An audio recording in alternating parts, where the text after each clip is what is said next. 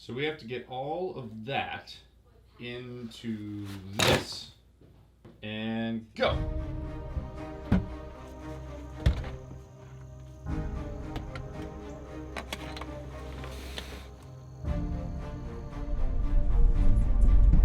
No stopping now.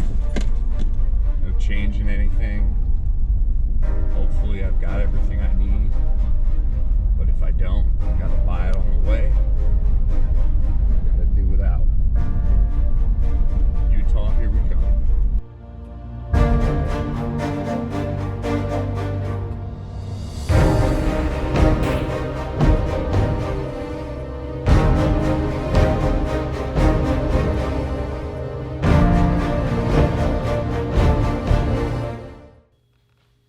The thing I like about the Roadway Inn is the savory smell of cigarette smoke with the undertones of urine.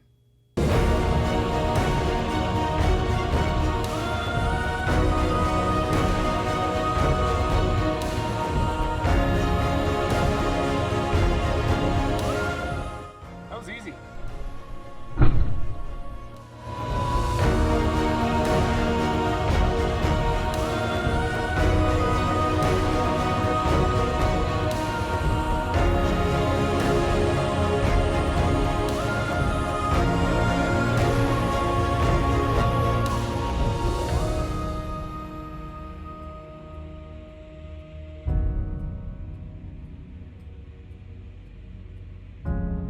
So I knew that I would forget certain things, like that was always going to happen.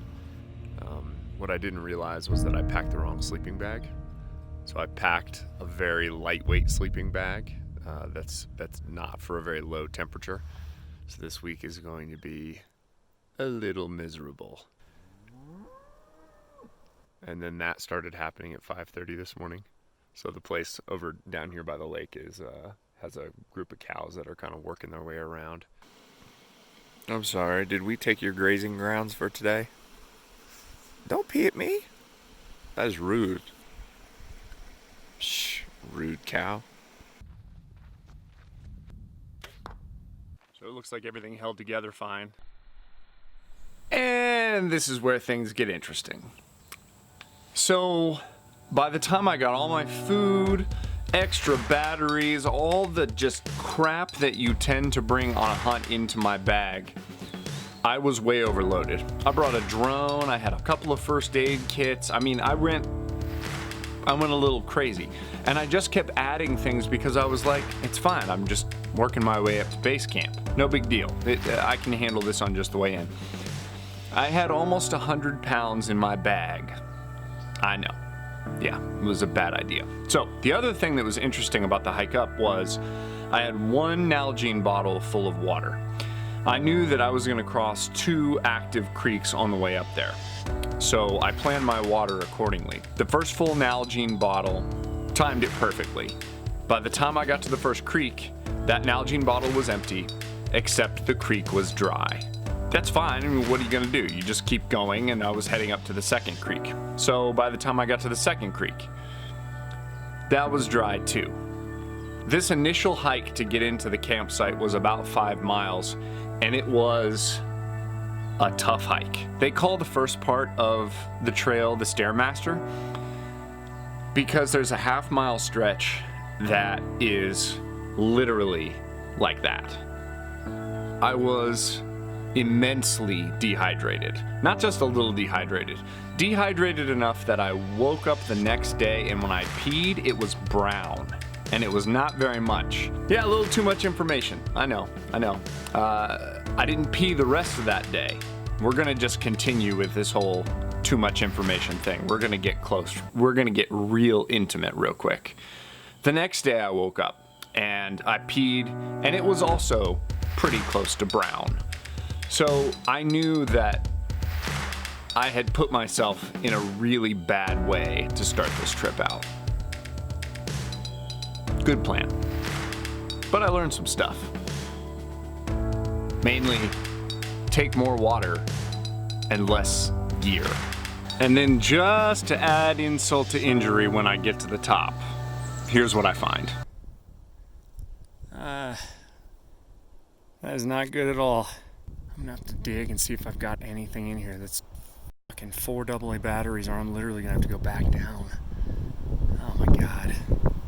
That is so brutal. All the things I should have been checking. Water filter would have been number one.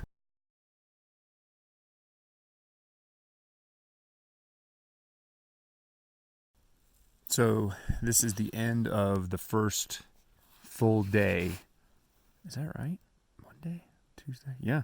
The end of the first full day of hunting. So I got up this morning and managed my water, which was super shitty. If I get Giardia or some other horrible bacterial something,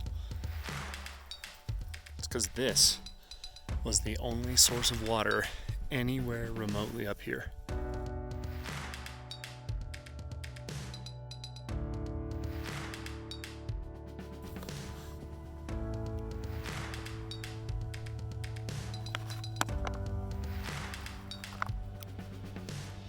That's how I'm doing it right there. I boiled the water first, and I'm gonna use the straw.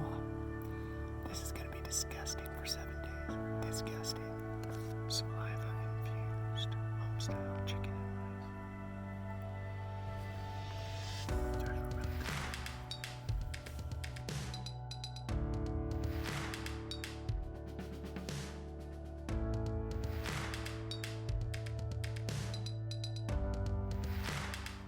So there's a barking going on outside, or a woofing. So it's either a small bear, a large coyote, or a retarded mountain lion. I don't know.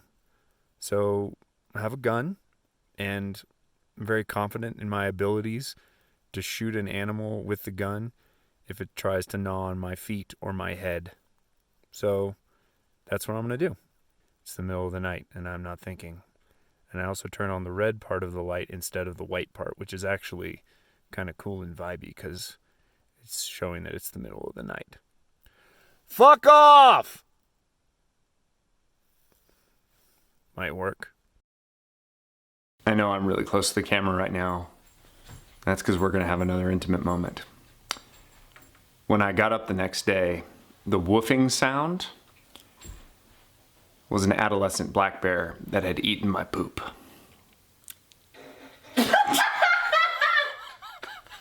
I guess it was probably all those Luna bars that I'd been eating. I don't know, but yeah, I'd covered it in rocks, and the next day I woke up and all the rocks were kind of moved out of the way. So that's what I had heard in the middle of the night, was the clattering of an adolescent black bear eating my poop.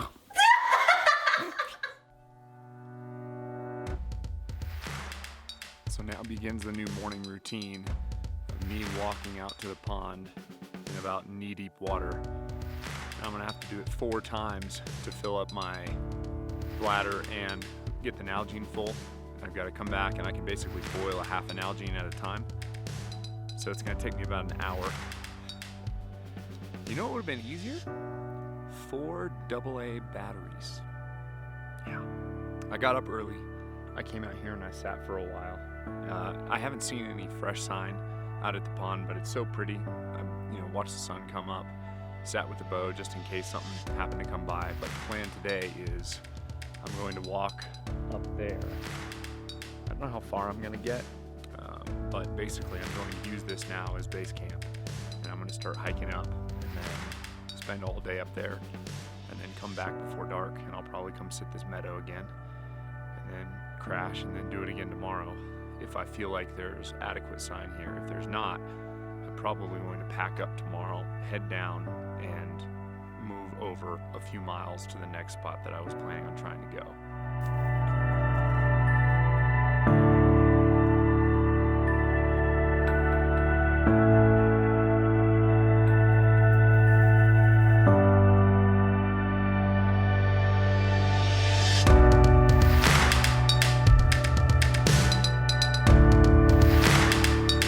Found a meadow that is just loaded up. There's fresh elk sign everywhere, and I think I've put together a good plan. I think the elk are basically, this land has kind of 3 plateaus, and I'm on the first plateau, and then there's up at the second plateau is where we're seeing more animals. So I'm going to work that second plateau, and I'm probably going to break camp and go up. The problem is I'm already 4.5 miles in, and that'll take me 6.5 miles in. And if I have to go to the third, that'll take me probably 8.5 miles in.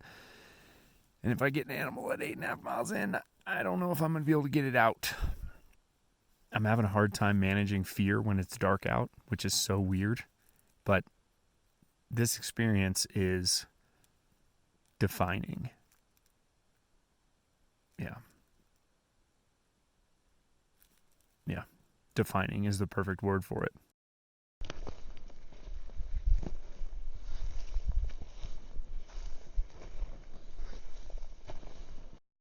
Not your normal hunting video continues.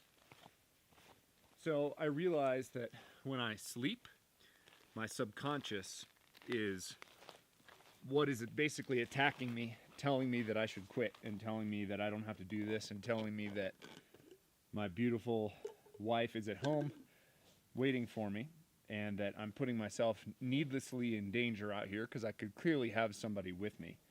I'm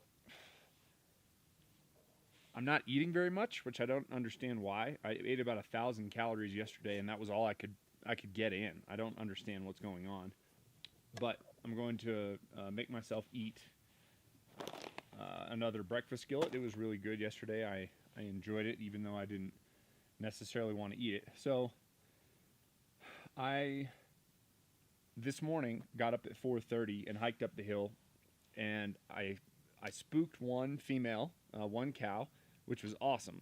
She stared at me, and I realized how different these creatures are from white-tailed deer, because whitetails would have just been gone.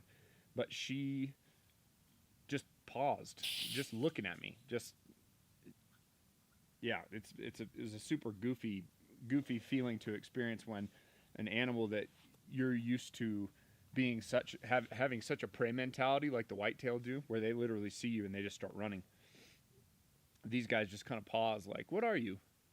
Do I need to be afraid of you? The hunting site that I'm in at the top of the hill is about 7 miles in from base. So to pack out 7 miles, I want it to be something special. And so I'm willing to pass on a fair amount of animals to not have to endure the pack out just for meat. And I don't know if that's good or not, to be honest. Because what I've realized is that it wasn't just meat that I wanted out of this trip, when I think that was what I was telling most people. I mean, obviously, I think deep down inside I was hoping for a bull, but now I'm realizing that a cow might not be worth the effort that it will take me to get her out. And I don't know how I feel about that. There's a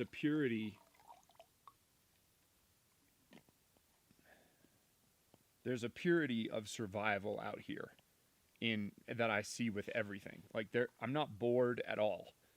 Not even one iota. My brain will not stop. When I'm asleep, I'm barely asleep.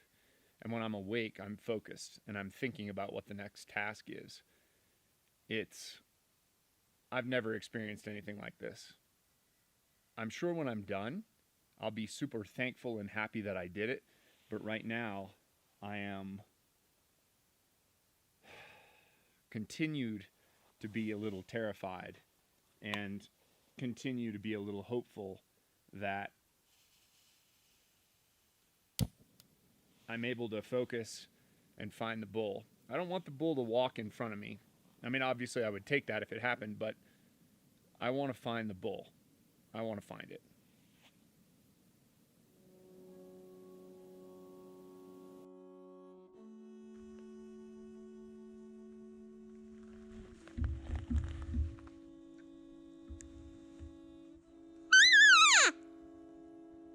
So at this point, I'm 8.5 miles in. I've worked well past the upper meadow. So I've come to the crest of this bowl, and the bowl gets steep, really steep. And I throw out a little call, and I'm kind of playing a couple of different calls. I'm using a mature cow call, but then I'm also using kind of a distressed calf call at different points when I'm walking through. And I get a chuckle back. So kind of that tail end, you know, it's not a full-on bugle. It was a pretty indifferent chuckle, just kind of like a, hey, we're down here. If you want to come down, it's cool. And I look at the Onyx map and I just think to myself, you can't go down there. Like, you can't go down there and find this guy, try to get him 500 feet out of this bowl, which was steep and super rocky, and then work 8.5 miles back down. You're not gonna be able to do it. I left him where he was. Leaving that bull without seeing him was the toughest part. But the reason I did that was because I knew that if I got in range and I was like, let me just see, I'll just see, because I was feeling okay at that point, I would have taken him. Like, I wouldn't have been able to pass it up. I would have done it.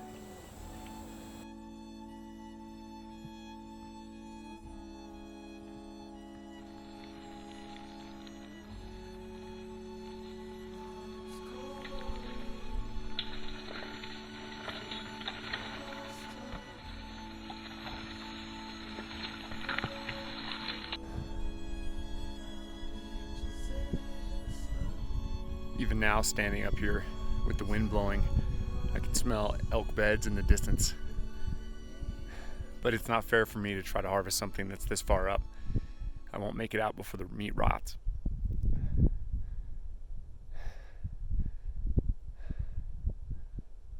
I'll be back next year though with some horses.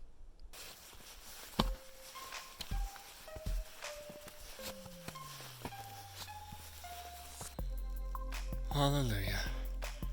There it is, and there's a half gallon of fresh water inside of it that I can just put my mouth on and just chug. It'll probably make me throw up, but it might be worth it.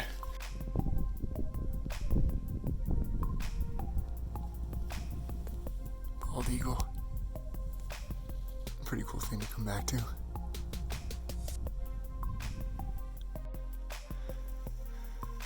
So this is genuinely probably a 50% grade. I'm shooting for that tree right there because I can get some shade. If I feel like I need to go higher, I can.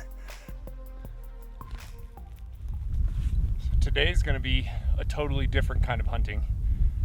It's gonna be sitting on this south face, up probably 500 vertical feet, just glassing the other side over here, looking for movement, looking for elk coming down to get water, or looking for them to move down into the meadow to feed.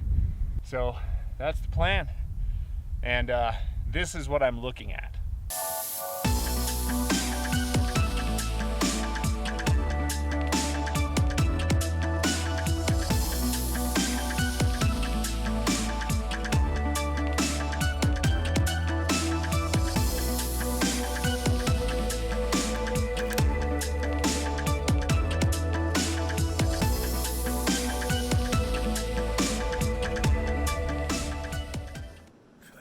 Like the Hulk, like Hulk right now, when he started dyeing his beard. I think the black face paint has kind of made its way down. It's the worst beard ever. So it's 3:30 in the morning, and I'm gonna get up and I'm gonna go hike into that pasture.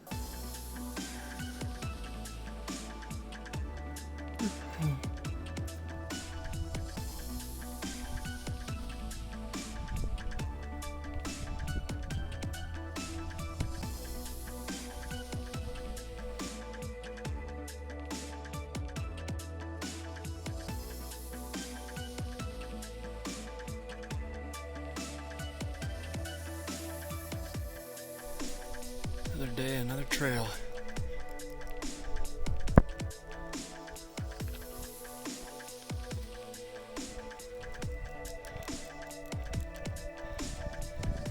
Middle of this huge field. See your grasshoppers popping around in the sage. Breeze is coming off the top of the mountain. I'm gonna try to make it somewhere up in there and then walk down. Not following the trail back, walk down the valley the whole way. Is that a black bear?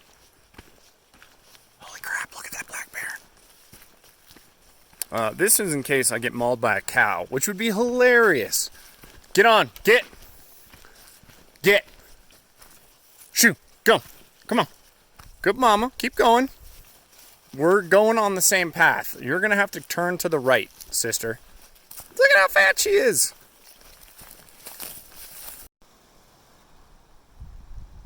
What kind of a crazy person do you have to be to drop a hang glider in right here? Check this out.